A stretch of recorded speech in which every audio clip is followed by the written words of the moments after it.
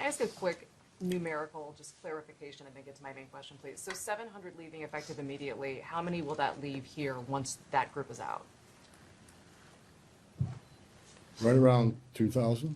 And what is the pre-operation footprint? Well, 150, 150. 150 is normal. But we got to remember now, we got special agents on detail here doing the fraud investigation. They're not going anywhere. They're going to finish their job. I'm talking about immigration enforcement efforts. Understood. So then my main question, we've talked to people who say they're protesting not the arrests of people with criminal backgrounds, but things like broad ICE patrols, random citizenship checks of people of color, and the detainment but no charges of U.S. citizens. So have you committed or will you commit to officers on the ground here ceasing those actions? What I have made clear, we're doing targeted enforcement operation. When we leave this building, we know who we're looking for, where we're most likely to find them, what their immigration record is, what their criminal record is. But as we continue to be forced in the communities, when we go to arrest that criminal target, if we find an illegal alien there, they're coming. We're not going to turn a blind eye to illegal immigration. That's why this partnership and this coordination is so important. We'd much rather work in the safety and security of jail. Look, I go to bed every night wondering if every one of our officers go home safely. I also am concerned that every person we're looking for is taken into custody safely. The best way to do that is to have a target enforcement operation and well-planned operation. That's the way we've done it for decades. So should we expect to see no more of that? Pardon me? Should we expect to see no more of those citizenship checks? I have directed target enforcement operations, and we'll hold our officers to the highest standards. These are professionals. Again, I wish every one of you could put that gun on your hip, put that Kevlar vest on, go out there and put up what they put up with. Considering the hate, the rhetoric, the attacks, I think they performed remarkably, and I'm proud of them. We came here, President Trump sent me here.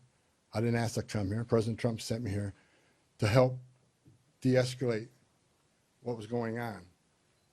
We're not surrendering our mission. We're not walking away from our mission. We're just making this more effective and more smart. This is smart law enforcement. Smart law enforcement makes it safer.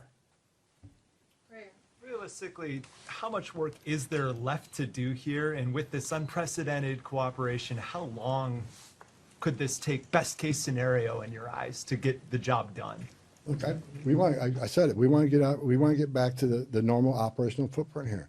But that depends on the people out there putting up illegal roadblocks. That depends on people that want to intimidate and interfere and put hands on ICE officers. Tone down the rhetoric. Stop violating the law and impeding and interfering with us, and the drawdown be quicker.